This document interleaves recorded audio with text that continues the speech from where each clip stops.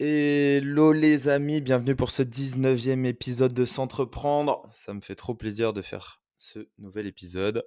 Nous sommes le lundi 9 septembre, donc 0909. Nous sommes un lundi. Malheureusement, je n'ai pas eu le temps, effectivement, de faire le podcast avant le dimanche parce que j'étais tout simplement allé voir un séminaire de Tony Robbins qui avait lieu à Cologne. Donc, c'était pendant 4 jours. C'était incroyable. Franchement, c'était hyper intéressant. Et je voulais vous faire un épisode dédié à ça parce que j'ai passé quasiment toute ma semaine là-bas, donc la moitié de la semaine.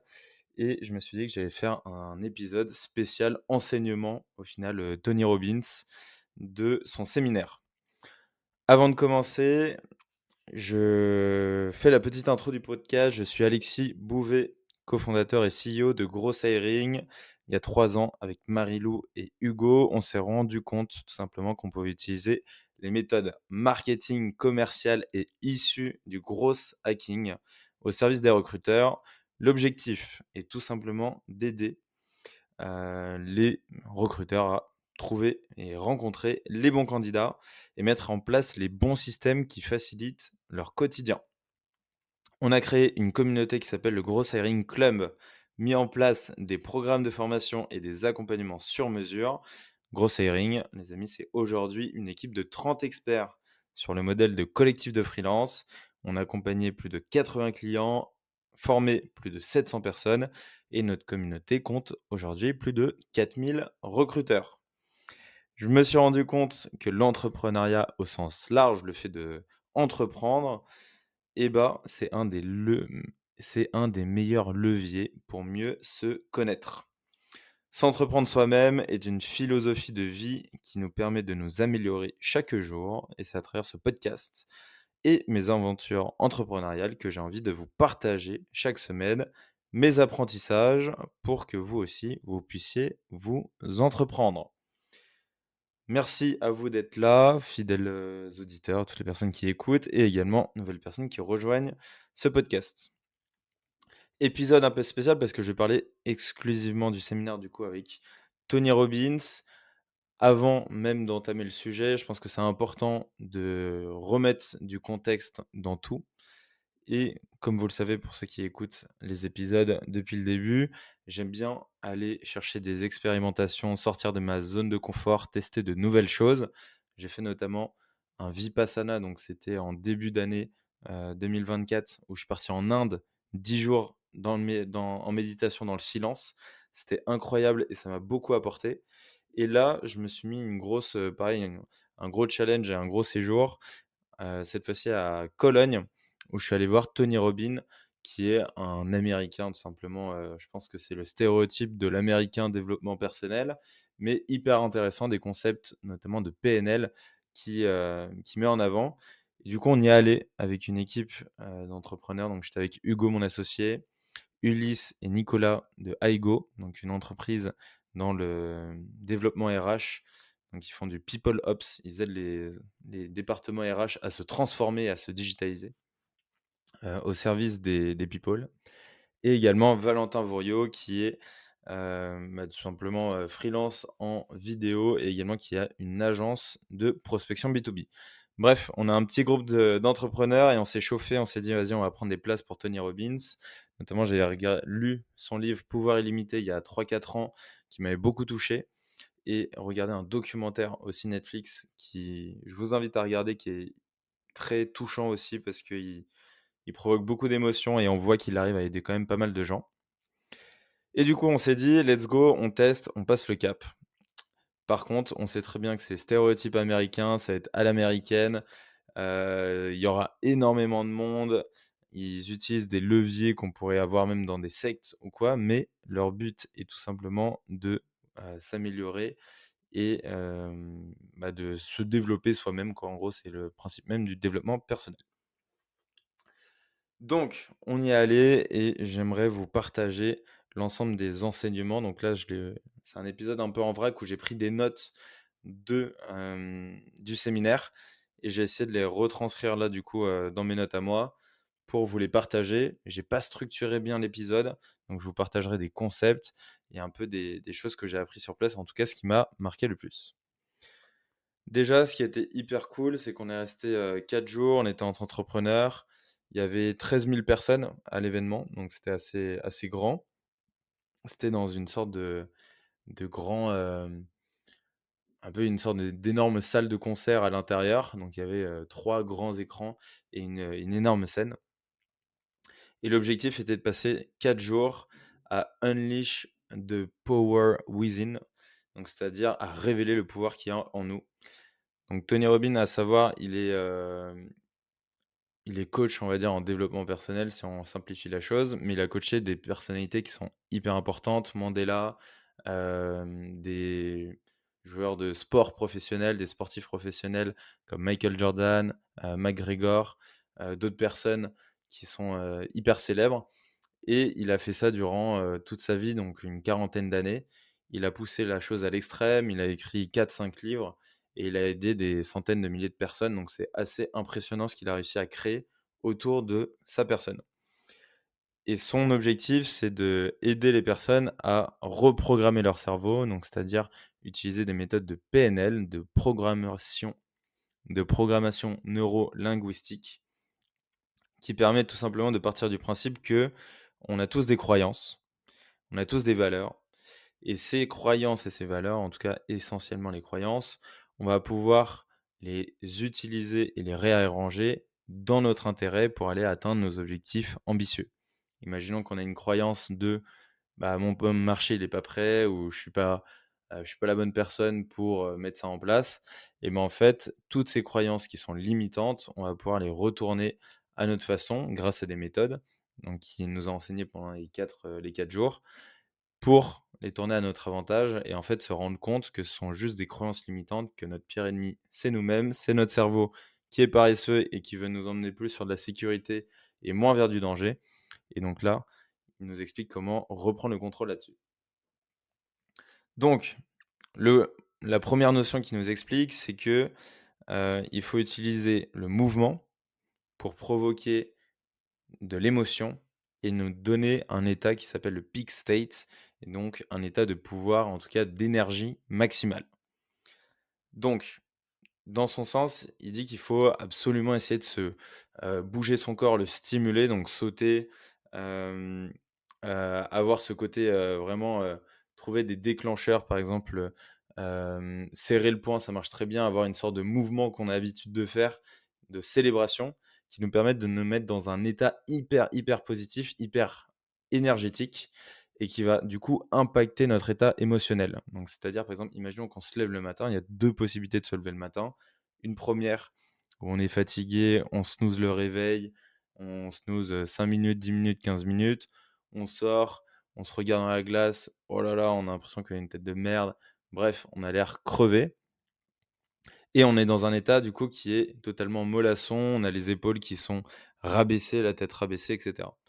Alors qu'à l'inverse, si le réveil, le réveil, il sonne, par exemple, il est à l'extérieur de la porte, paf, on se lève, donc on est déjà dans de la motricité, on va commencer à bouger.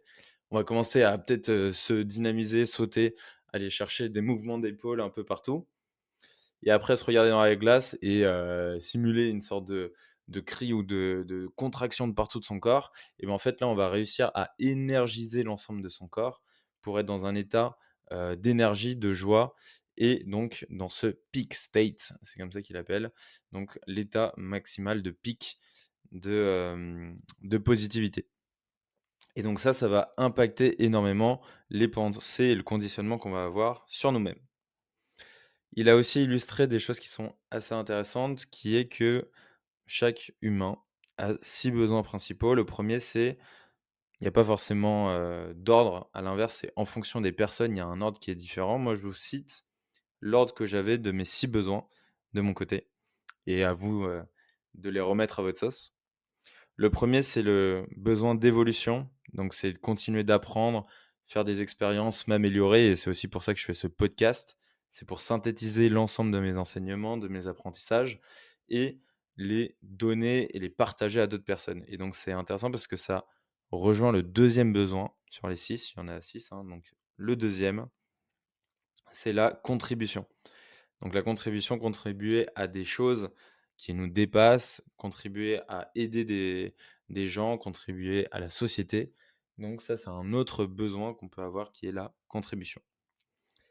Le troisième besoin, c'est le besoin d'importance. Donc c'est un besoin, d'être important, de nourrir son ego, d'être célèbre, ça peut être assimilé à ça. Donc ça, c'est un autre besoin aussi qu'on peut avoir. Le besoin de certitude, donc d'avoir, du contrôle, de la prévision sur ce qui va se passer et être certain des choses. Le cinquième besoin, c'est l'amour, le besoin de recevoir de l'amour ou de donner de l'amour. Et le sixième, c'est le besoin d'incertitude, à l'inverse de la certitude. L'incertitude, ça va être tout ce qui va être la variété et donc avoir dans un quotidien, dans son quotidien, des choses qui vont être diverses pour se diversifier et tout simplement avoir son esprit qui divague sur d'autres sujets que la routine continue. Donc hyper intéressant ces 6 besoins. Je me suis rendu compte, que pour ma part, ceux qui étaient les plus présents et je pense depuis peu, en vrai depuis quelques mois, c'est vraiment le côté évolution et contribution. Alors qu'à l'inverse, au début quand j'ai commencé à entreprendre, je pense que c'était l'importance qui était important pour moi, qui était d'avoir du succès, montrer que j'étais important ou que je faisais des choses bien vis-à-vis des autres pour, générer cette confiance. Alors qu'aujourd'hui c'est pas du tout ça qui m'anime, ça va être l'évolution et la contribution que je vais pouvoir avoir sur le monde. Autre point que je voulais vous partager, c'est la formule du succès. Donc, selon lui, pour accéder au succès, donc le succès, c'est assez subjectif. Il y a des personnes qui vont se trouver successful par le fait d'avoir de l'argent, d'avoir une famille, d'autres par rapport à aider des gens, contribuer à quelque chose, d'autres qui vont être, simplement d'avoir du temps. Il y a beaucoup de significations du succès. Je pense qu'il y a autant de significations et de définitions que d'individus. Mais dans son cas, la formule du succès, peu importe le succès quel qu'il soit, c'est d'avoir tout d'abord un objectif clair et qu'on maîtrise, qu'on connaît. On ne peut pas avoir du succès si on ne sait pas où on va et donc il va falloir avoir de la clarté là-dessus. C'est un premier point. Le deuxième, c'est connaître la raison. Imaginons qu'on se dit: «Le succès, ce serait», hem, qu'est-ce qu'on pourrait dire de on peut dire un succès on va prendre un succès monétaire, dans le cas qui est là, pour tester, en se disant: «Bah, mon succès, ce serait d'avoir 1 million d'euros». Donc eux, ils sont très à l'américaine, donc ils parlent beaucoup d'argent et cetera. Ce qui est pas forcément mauvais en soi quand j'y repense, quand je reviens un peu sur ces propos-là. Imaginons, l'objectif, c'est d'aller chercher 1 million d'euros. Très clair, très net, à par exemple 50 ans. La raison, donc connaître la raison, ce serait le why. Pourquoi je veux aller chercher ces 1 million d'euros? Est-ce que ça va être pour ne plus avoir de soucis financiers, pour mettre bien mes proches, parce que ma famille a des besoins, parce que j'ai envie de donner l'ensemble de cet argent à des personnes qui sont dans le besoin? J'ai envie d'avoir cet argent pour monter d'autres projets. Il y a plein de raisons qu'on peut avoir pour aller chercher cet objectif. Et ce qui est hyper intéressant, c'est de mettre les raisons de cet objectif. J'ai l'impression qu'on a l'habitude et on a la fâcheuse tendance de mettre en place des objectifs, des OKR, sans se poser la question du pourquoi. Pourquoi réellement on veut atteindre cet objectif et faire la liste la plus complète possible de l'ensemble de ces raisons. Ça peut être aussi un autre objectif d'arrêter de fumer. Pourquoi j'ai envie d'arrêter de fumer? Pourquoi je pense que la cigarette, c'est pas bon pour mon corps? Peut-être que ça me coûte de l'argent, peut-être que ça pue. Bref, il y a plein de raisons et l'ensemble de ces raisons-là vont nous permettre de nous rappeler pourquoi on fait les choses et va nous aider à nous conditionner et à renforcer notre esprit, nos convictions et surtout alimenter du coup nos actions et éviter qu'on doute dans la mise en place de ces actions. Donc on arrive sur le troisième point, donc c'est passer à l'action et mettre en place des actions massives. Donc c'est-à-dire aller coûte que coûte, aller chercher nos objectifs grâce à des actions qu'on va mettre en place. Le quatrième point, c'est savoir ce que vous voulez, donc bien déterminer ce que vous voulez réellement. Et finalement, le cinquième, c'est changer l'approche avec innovation et répétition. La plupart du temps, on va avoir la même approche et on va se dire, par exemple, pour aller chercher 1 million à 50 ans, je vais garder la même approche. En fait, pas du tout. Si on garde la même approche et qu'on prend une ligne d'un Excel et qu'on met 50 années en plus tard, eh ben, on n'aura peut-être pas le même résultat, ou en tout cas, on l'aura il aura fallu forcément avoir de l'innovation, un changement d'approche pour aller créer des effets de levier et pour aller atteindre cet objectif de manière innovante et plus rapide que seulement de l'effort à répétition. Il faut mettre de l'effort à répétition, mais aussi il faut innover dans l'approche. Donc ça, c'est un truc qui m'avait beaucoup marqué. Pareil, si on veut arrêter de fumer, eh ben, il va falloir avoir son why bien clair, mettre en place des actions, comprendre ce que vous voulez là-dedans et finalement changer son approche. Imaginons que j'ai essayé d'arrêter et en fait tous les week-ends je reprends parce que je vais en soirée. Bon, change l'approche, je vais plus en soirée. Ensuite, quelques petites notes que je me suis mis sur le mindset. Comment améliorer son état d'esprit? Parce que tout passe par là, hein, c'est vraiment sa conviction. C'est que on a des plafonds de verre qui sont nos croyances, notre état d'esprit. On pense des choses et de temps en temps, on s'en rend pas compte, qui nous limitent dans nos actions. Et quand on s'en rend compte, il se peut que ça soit encore pire parce que ça peut nous engrainer et nous faire une sorte de cercle vicieux. Donc, le mindset, en tout cas que moi que j'ai retenu là-dedans, c'est répétition et résilience, hyper important. Et innovation. Innovation, franchement, c'est celui que moi j'avais beaucoup moins, où je me disais, si tu répètes les choses et que tu le fais longtemps, tu vas y arriver, mais en même temps, il faut réfléchir et travailler intelligemment et du coup, innover dans son approche. Conditionner son corps. Motion is emotion. Donc tout était en anglais, donc il y a quelques petits trucs anglais comme ça. Mais le mouvement conditionne ton cerveau, ton état d'esprit pour aller chercher une émotion qui est positive. Une croyance, c'est une certitude par rapport à quelque chose qui peut être déconstruit. Donc on peut déconstruire des croyances et remettre des croyances qui sont différentes. Imaginons que, je me dis: «J'ai envie de faire un objectif qui est le triathlon». Donc là, ça arrive dans moins d'une semaine parce que ça arrive dimanche, donc il me reste plus que 6 jours. Mon objectif que je me suis fixé, c'est 4h45. Un moment, je n'y croyais pas. Donc c'est-à-dire, je me disais: «Mais en fait, je peux pas, j'ai pas les capacités, ça va être trop compliqué». On m'avait dit aussi, une personne m'avait dit que le parcours, il allait être complexe et du coup, que ça servait à rien d'aller chercher un temps parce que ça va être trop compliqué sur place. Donc ça, c'était mes croyances et en déconstruisant ces croyances et en se rendant compte et là, c'est ça qui est intéressant, c'est que ça peut être vrai comme pas vrai. Donc imaginons qu'on parle du terrain, du triathlon et du parcours. J'ai eu un call, avec mon coach, donc j'ai un coach triathlon, qui m'a expliqué que le terrain est du coup avec un avis totalement différent que celui que m'avait dit une autre personne, que le terrain il était hyper simple, tout était plat, il y avait pas de dénivelé et qu'il y avait pas de raison que ça se passe mal et que avec l'entraînement que j'ai eu, je pourrais être largement, peut-être pas largement, elle a peut-être pas dit ce mot-là, mais en tout cas j'ai envie d'y croire, que je pourrais être en dessous des 2h45. Et donc là, ça met un autre état d'esprit qui est totalement différent, qui est: «En fait, je peux y arriver». J'ai plus cette croyance qui m'a limité, qui me disait: «Ah mais en fait, le parcours il est pas ouf, donc ça sert à rien de mettre des efforts». Deuxième croyance que j'avais, c'était en mes capacités. Est-ce que moi je suis capable de le faire? Est-ce que je peux le faire?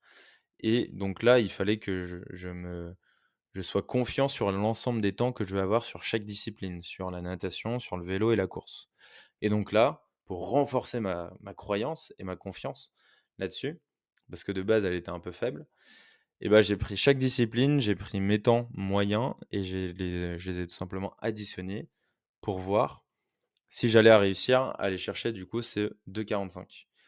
J'ai vu que je pouvais aller chercher du 2,38 grâce à en découpant tout simplement méticuleusement l'ensemble des disciplines et ça m'a permis de renforcer ma croyance et de me dire qu'en fait, c'est possible. Et ce qui est intéressant, c'est que là, je me le suis prouvé, mais imaginons que mon coach m'a dit totalement quelque chose qui était erroné. Donc ça se trouve, le terrain n'est pas du tout praticable. Et cette croyance, qu'elle soit vraie ou qu'elle soit fausse, elle a un impact qui est hyper positif sur ma détermination, sur mes actions et sur ma volonté d'y arriver. Et donc ça, je trouve ça hyper intéressant de se dire: «Bah, je vais pouvoir utiliser ces croyances-là, qui peuvent être limitantes, les détruire pour en mettre des croyances qui soient hyper intéressantes pour atteindre mes objectifs». Autre point mindset, un pain aujourd'hui est inférieur à un pain pour demain. Donc c'est-à-dire, il y a pas mal de choses où on se dit: «Bon, ça va, je sais pas, je vais pas aller courir aujourd'hui». Voilà, ou j'ai la flemme d'aller courir aujourd'hui. Ou, je sais pas, je dois, qu'est-ce qu'on peut avoir, d'important? Je méditer, par exemple. Je veux pas méditer aujourd'hui, bon, ça me fait un peu chier, j'ai un peu de la résistance, et cetera, et cetera. En fait, cet effort-là qui a l'air compliqué aujourd'hui, si on doit le faire la semaine d'après, dans 3 semaines, et cetera, et qu'on laisse couler ce côté de non mise en place de la chose, et bah, ça va provoquer une énorme problématique, en tout cas un pain beaucoup plus fort après, parce qu'on aura perdu l'habitude. Imaginons qu'on reprenne l'exemple de la cigarette ou de l'alcool, qui sont des addictions.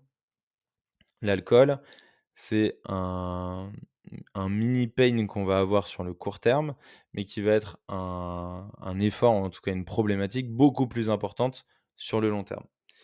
Donc c'est-à-dire faisons les actions d'aujourd'hui pour la personne que l'on est de demain. Intéressant aussi le fait que pour améliorer justement ses croyances, il faut avoir en tête que ce n'est jamais une question de capacité. On peut toujours être dans la capacité d'arriver à faire les choses. Après, ça dépend évidemment des contextes. Si on a un handicap ou si on a des choses qui font que vraiment on n'est pas capable et que c'est réel, c'est plus compliqué. Mais on est tous dans la capacité, par exemple, de créer une boîte, d'avoir un business successful, d'être indépendant financièrement, d'être heureux avec ses proches, et cetera, et cetera. On a tous cette capacité-là. La seule chose qui nous bloque, c'est plutôt un problème de motivation. De motivation pour mettre en place les actions alors qu'on a la capacité pour le faire. Le concept que j'ai trouvé aussi intéressant, c'est la situation actuelle et la situation d'arrivée. Imaginons qu'on prenne le fait qu'on a envie d'être, hyper sportif et on met rien en place aujourd'hui, dans sa vie pour être sportif. On a un gap qui est le niveau 0 pour aller au niveau 10. Donc situation actuelle face à la situation d'arrivée. Et donc c'est intéressant de se dire: «Bon, bah, ce gap-là, comment je le réduis le plus, le plus possible et le plus rapidement possible?» Et donc là, il y a des méthodes qui vont être intéressantes, d'aller rencontrer les gens, les bonnes personnes qui font les choses que l'on veut atteindre, qui ont atteint l'objectif qu'on s'est fixé et qui va permettre de réduire le gap. Ou quelles sont les habitudes que je vais pouvoir mettre en place pour réduire ce gap. L'authenticité, je me suis rendu compte aussi que le terme authenticité, moi, je l'associais beaucoup au passé. Donc c'est-à-dire que je me disais: «Bon, bah, c'est une personne moi, en tant que personne, en étant authentique, c'est-à-dire c'est mes valeurs, c'est, mon histoire, c'est toutes ces choses-là». Et au fur et à mesure qu'on évolue et qu'on grandit, notre authenticité aussi évolue. Et donc, faut accepter que cette authenticité, ouais, j'ai du mal à parler, hein, ce soir, hein, je suis vraiment désolé. Ça doit même pas être hyper agréable à écouter tout ce que je vous dis.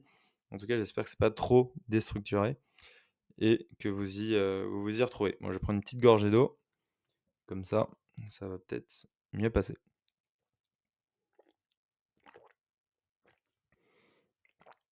OK. Du coup, l'authenticité, c'est quelque chose qui évolue avec le temps. Il ne faut pas que se baser sur le passé. Et donc l'authenticité devient plutôt la personne que l'on est à l'instant T. Donc c'est-à-dire, bah, comme là je le fais, parler avec son cœur, parler avec son âme et avec toute son énergie et se libérer en fait de cette chose-là, être totalement entier. C'est ça qui va faire son authenticité. Il faut accepter qu'elle change et qu'elle évolue au fil du temps. La vie, Ça aussi, c'est un autre concept. La vie arrive pour moi, donc ça devient un bénéfice, c'est un cadeau qu'on me fait pour apprendre des leçons et pour m'améliorer et pas non plus sur moi, donc je subis pas la vie, mais en fait, je prends la vie comme un jeu et j'en fais quelque chose d'intéressant.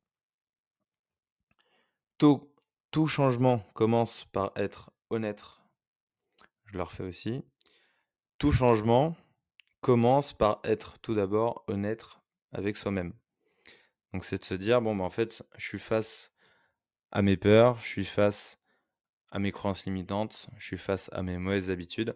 Comment je vais pouvoir faire pour mettre en place des changements?» Et donc la première chose, c'est vraiment d'être honnête avec soi-même et se rendre compte des choses.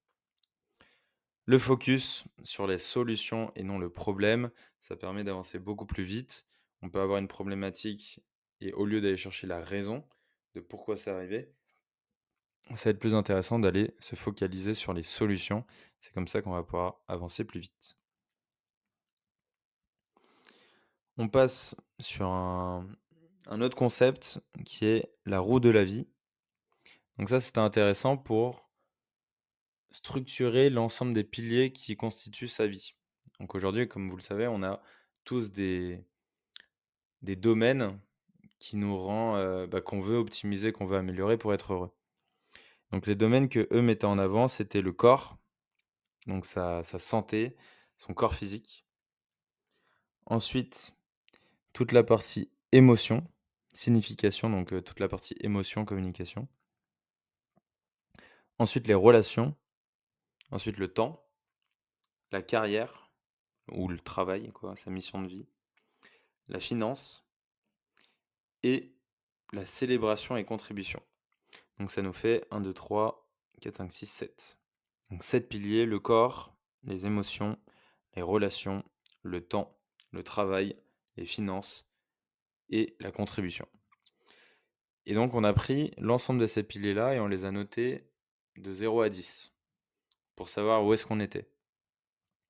Et ensuite, imaginons que vous êtes, je dis n'importe quoi, à 5 sur le corps, par rapport à 10 et donc là, on voit la valeur de départ et la valeur d'arrivée. Quelles sont les actions que je vais pouvoir mettre en place pour aller chercher ce 10? Et donc ça vous permet d'avoir une sorte d'état des lieux, une sorte d'audit de l'ensemble des piliers de votre vie que vous voulez optimiser, qui sont des piliers assez fondamentaux. En tout cas, je trouve que c'est hyper important d'avoir ces trous de la vie qui soient bien optimisés. Et après de vous dire, quels sont les piliers qui sont les plus importants pour moi, ceux qui sont les plus bas par rapport à ceux, qui ont de l'importance et que j'aimerais optimiser pour aller chercher un 10. Et donc ça vous permet de faire un état des lieux et de mettre en place les bonnes actions. Autre concept, la puissance d'une équipe. Il explique que le secret de la richesse et du bonheur, c'est de devenir un joueur d'équipe. En fait, c'est un énorme effet de levier de construire une équipe, avoir un crew, une tribu autour de soi. Parce que les grandes choses arrivent souvent grâce à plusieurs personnes. Hyper mal formulé, mais souvent on dit: «Derrière tout grand homme, il y a une femme», en tout cas pour les présidents ou les célébrités et cetera. Bon, c'est pas le côté homme-femme qui est intéressant, mais c'est plutôt derrière tout grand homme, il y a une équipe, il y a d'autres personnes qui sont derrière et on peut pas faire des énormes choses, en tout cas des choses hyper ambitieuses en étant tout seul.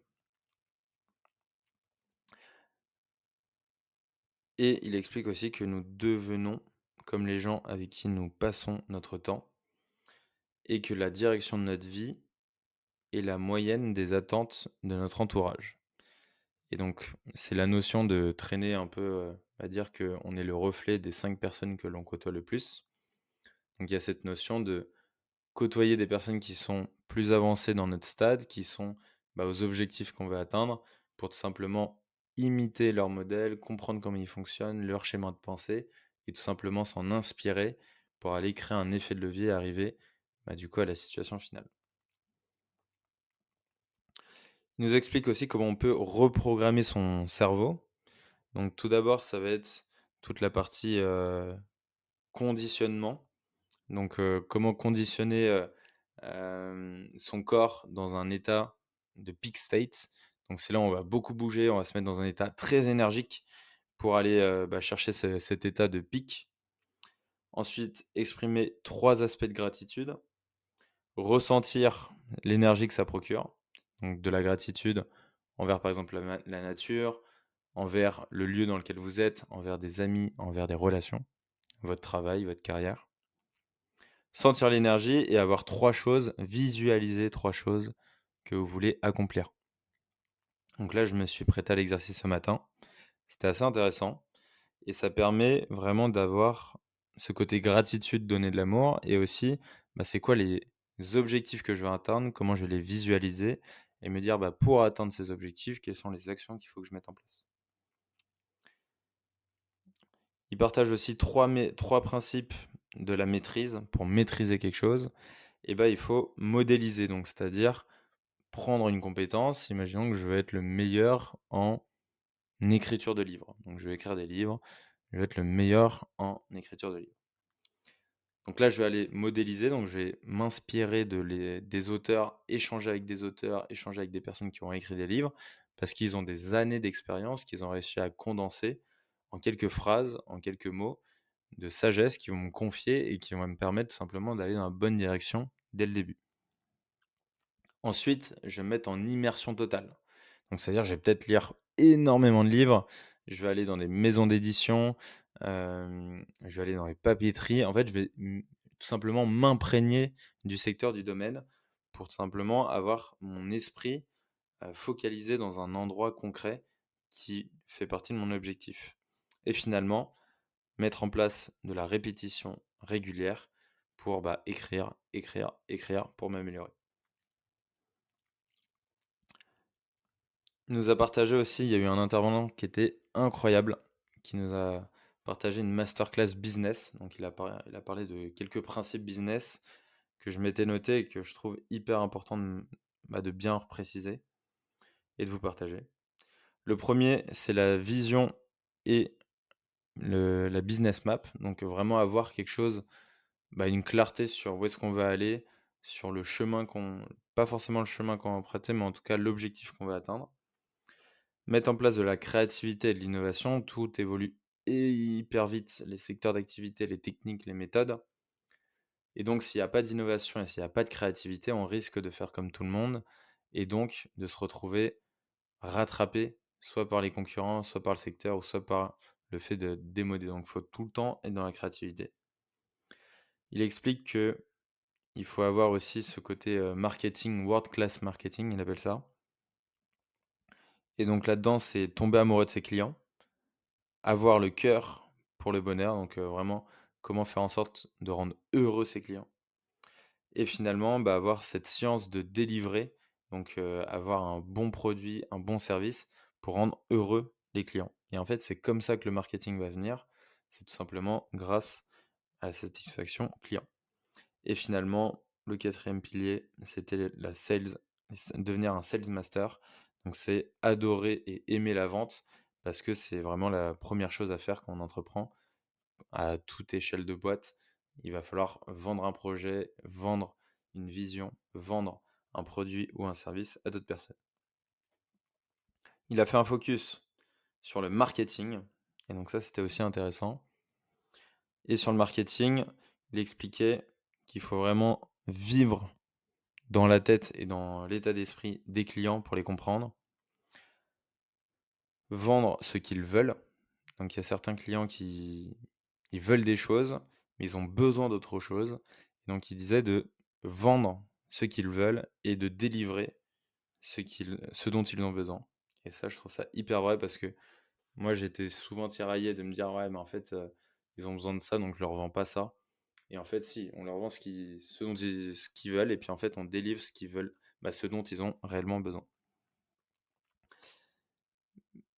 Il explique aussi que c'est mieux, en tout cas pour les prospects ou les futurs clients, qu'ils aient le sentiment d'être compris plutôt que de comprendre qui vous êtes et finalement faire plus de recherches, être en recherche continue pour améliorer le market. Voilà un peu l'ensemble des piliers qui ont été, hyper clés dans ce séminaire. Je suis désolé que ce soit hyper déstructuré comme je l'ai fait là. mais je me suis dit que c'était le meilleur moyen quand même de vous le partager et que ça me prenne, entre guillemets «pas trop de temps» dans le sens où j'ai déjà passé je pense, 2 heures à noter tout ça pour, m'assurer de rien oublier.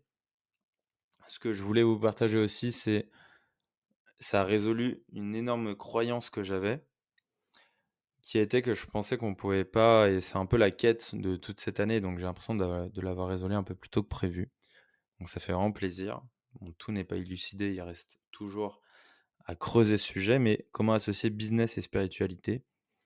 Comme j'ai dit en introduction, je suis parti en Inde faire un vipassana et ça m'a bouleversé, où je me suis rendu compte que, bah, il fallait que je me connecte beaucoup plus au moment présent, que je sois moins tourné que sur ma boîte, qu'il y a plein de choses dans la vie qui sont beaucoup plus importantes, les amis, la famille, les proches, soi-même, sa santé et cetera et en même temps, ça a réduit mon ambition business parce que je partais d'un constat qui était que si tu désires des choses ambitieuses et bah, tu seras malheureux parce que le fait de désirer quelque chose, c'est le fait de ne pas l'avoir et du coup, de créer un malheur. C'est Spinoza, je crois, qui disait ça ou Épicure et donc ça a tout simplement réduit mes ambitions à la baisse et je me disais: «Bah, c'est pas grave, c'est pas ça le plus important» et donc là, j'ai réussi à avoir totalement l'opposé, de d'un côté spirituel et vipassana, donc un réel côté très business de la chose et je me suis rendu compte que